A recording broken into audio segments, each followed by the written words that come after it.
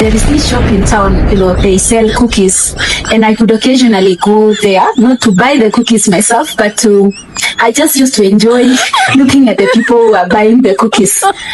Sometimes they are struggling even to fit into the door of the cookie shop because they have issues with weight loss, and they still load more calories to themselves because of the cookies.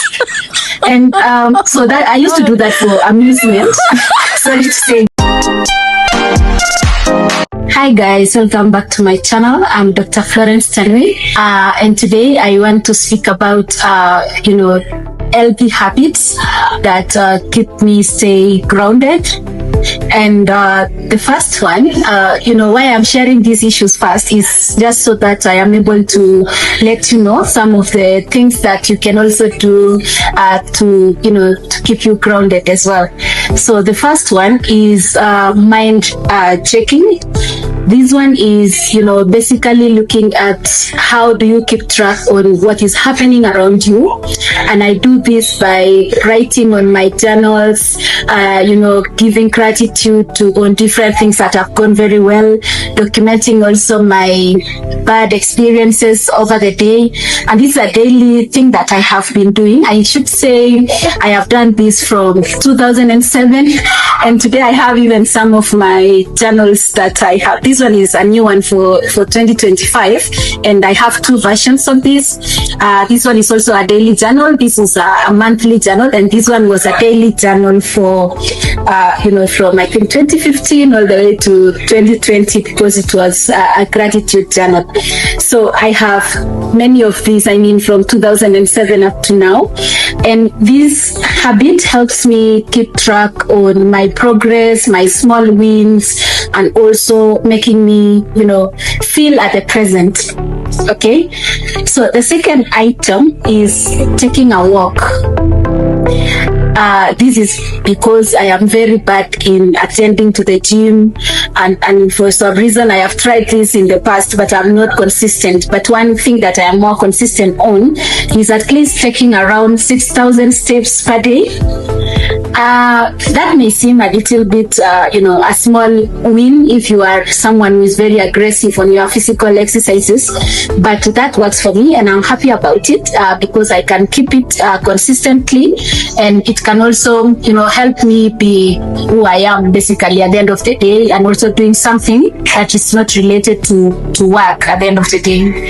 And so the third item is balanced diet, and this one I'm going to be a little bit honest because keeping track on whether I'm taking or eating balanced diet is not really my thing, but I know what I shouldn't eat at least. And I just want to flash back a little bit to the time when I was at the university, when in the campus life, there is this shop in town, they sell cookies, and I could occasionally go there, not to buy the cookies myself, but I just used to enjoy looking at the people who are buying the cookies. Sometimes they are struggling even to fit into the door of the cookie shop because they have issues with weight loss, and they still load more calories to themselves because of the cookies. And so that I used to do that for amusement. Sorry to say, but at least for me, I know what I should not eat, even when I'm, at the end of the day, I'm trying to really keep on my balanced diet, but keeping track mostly on those things that I should not eat. The fourth one is on boundaries at work. Okay. In my previous video, I gave a scenario where people who are working and studying at the same time have problems also completing their studies. The same applies to boundaries at work. Sometimes there is always too much to be done. There is always, a chance where you feel very much, fatigued because of depending on your activity, depending on your job, you may feel stressed at the end of the day. So for me, I have learned that work will always continue even in your absentia, and I try to, set time in which I could be working. So, for example, occasionally, once I leave my office, I don't come home and open my laptop again, unless of course it is one of those very few days, and I say very few days, where you may be required to respond to some issues that are quite external and they may affect someone else's progress because of that communication issues that may relate to activities at work.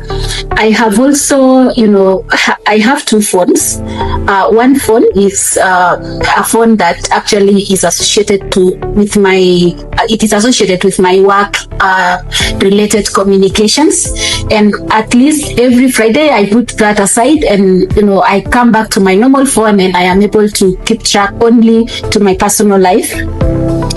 And this one helps me to have different timelines for different things, and also being available for people around me, my family, and also importantly to myself. And sometimes you may not have to buy a very expensive phone for that matter. If it is for work related, you only need to access the email and maybe the messages that are related to communications at work. And for sure, if you do that, it is one way of setting a boundary related to your work life, to get some work-life balance. And I have also, around this particular issue, seen colleagues who have to, struggle to always be doing something. You want to show that you are the best at work. It is not that if something is not done at the end of the day, when the day ends and you have not achieved what you are supposed to achieve, tomorrow then is another day. You wake up with full energy. You also have to ensure that you are at the present, not missing on your actual present moments because of work. And then another issue is resting as a habit, not as a reward.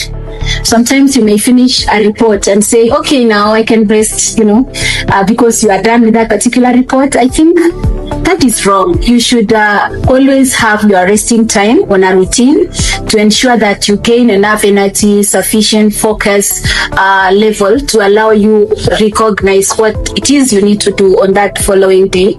Maybe at the end of the evening, you may want to put some notes on what is your priority for the next day, and this will allow you to have that balancing in terms of what you are looking up to for your next day.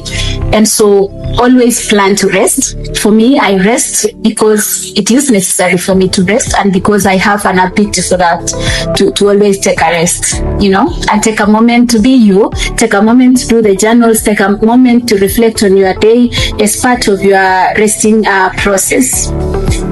And the last one is, something that I want to say is that these habits by themselves don't necessarily make me who I am, but they help me to stay at the present. They help me to connect with myself, and also they make me to at least, see beyond the kind of person that I want to become. And so with these points, I want to leave here for today. Until next time, grow and flow with flow.